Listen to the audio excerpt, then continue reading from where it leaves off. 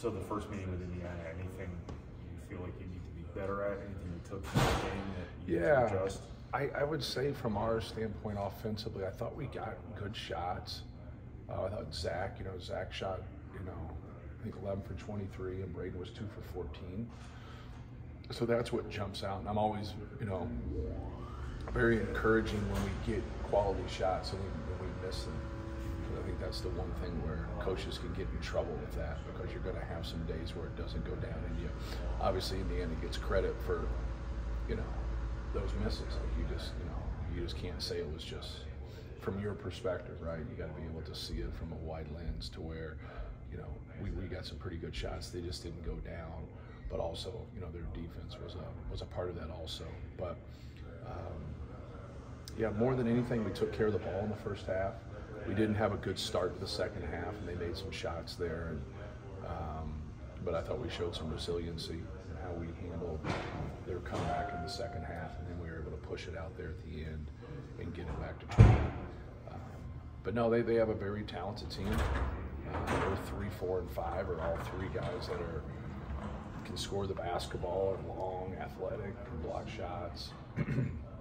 Obviously, they took a hit when Xavier Johnson went down, especially from an experience and a depth standpoint, a guy that can, play make and also can defend. And anytime you lose somebody with that kind of experience, like that's what you need. Like, you can't have enough experience on your team. Trey Galloway obviously was fabulous in the last game against Ohio State, having 25. And so, we got to do a good job of guarding the arc, keeping the ball out of the paint. Not allowing second chance opportunities more than anything, not letting them use their size and athleticism, to beat us on the glass. Just the combination of Ware being able to stretch the floor and Malik Renaud being able to, be pretty effective facing up and scoring on the block. Just how do those two guys kind of work together? They're both very talented. Obviously Malik Renaud is can score, can shoot the basketball, can drive into a post up. He's going to get on the glass. But just tough cover. We gave a lot of our preparation the last time towards him and wanted to make it difficult on him. Where the combination of the two of them, they seem like they have a good chemistry between the two in terms of how they pass to each other and just some of the interior passing angles. And but no, he can step out and make threes like Renaud can, make threes, and they can change the game a lot of different ways. Like they're both really, really good players and talented and long, and it's going to be important for us to box out more than anything. I think that's something we got to do a better job as a team. But no, it's a tough challenge. What did you think of your defense in Wisconsin?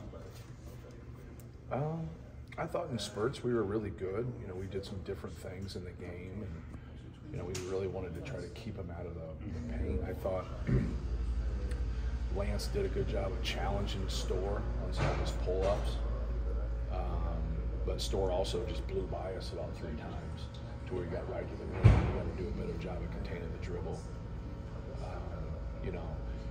We cross-match with our bigs, and Tyler Wall had a really good game. And we had to do a better job of not letting him get angles. He made a couple nice plays where he scored over us, and we were going to live with that, but he can't get angles on us. We had to do a better job in that area. But I thought we guarded the arc pretty well. I don't think they got they had a couple shots that just unfortunately didn't go down. But I thought we did a pretty good job of guarding the arc and getting him out of rhythm. You talk about the scholarships you give out, and everybody gets one for a reason. They've got Anthony Leal, who the last couple games probably wasn't on a scouting report. Right. I'm sure he's a guy you're cognizant of going into this, right? Yeah, sure. He was hurt when we played the first time, so he wasn't dressed. But obviously being, from this state and watching him in high school and being Mr. Basketball and a guy that can shoot the basketball and stretch the defense, and, you just got to pick your poison, because obviously we just got done talking about their front line and how dangerous their front line is. But you can't let Trey Galloway get away from you. You got to do a good job of guarding him. You got to do a good job of keeping the ball out of the paint. So if the ball just gets in to the paint from post-ups and from drives, now guys like Anthony Leal come and play more. Transition threes, penetrating pitch threes, inside-outside threes. So if you don't do a good job initially with your defense of building walls in transition or keeping the ball out of the post, now you're going to overdo that. You're going to, who are you going to stop, right? You're going to stop their leading scorers.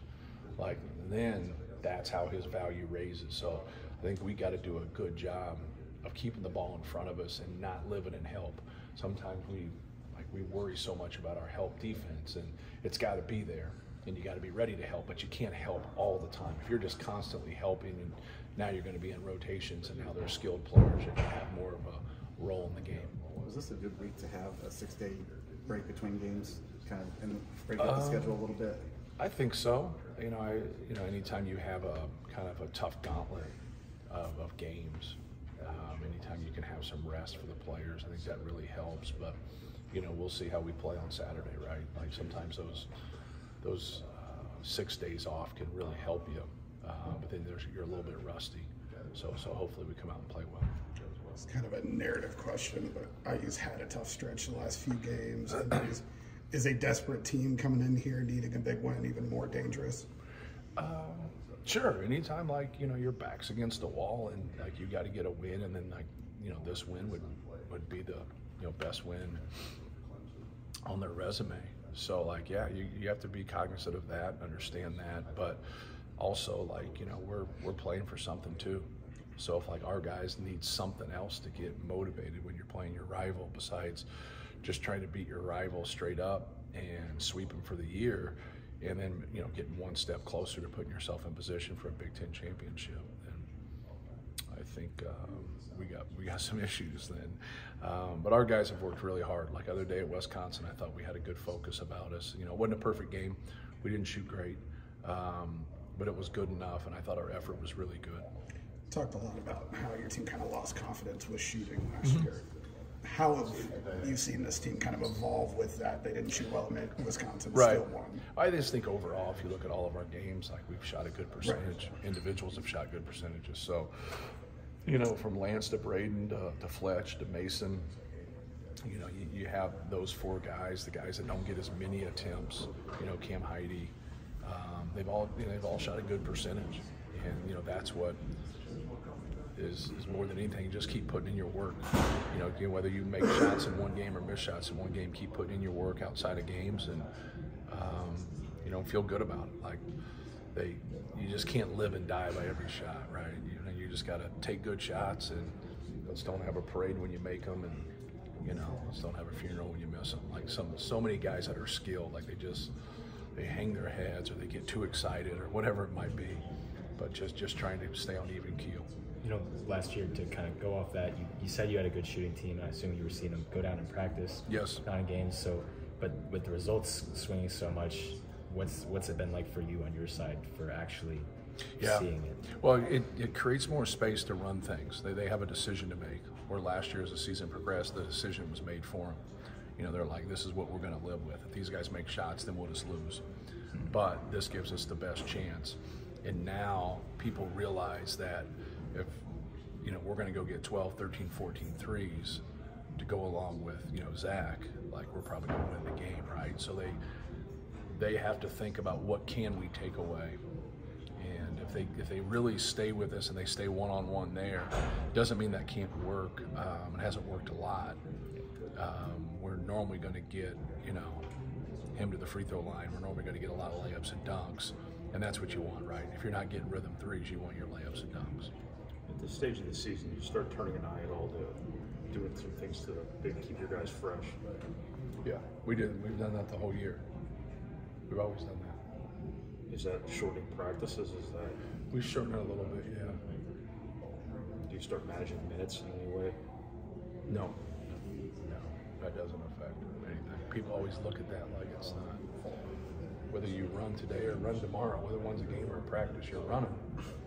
The total is important. So it's just kind of about tweaking the practices? Yeah, and there's only 4 people it affects. So Mason maybe a little bit, but really 4 people.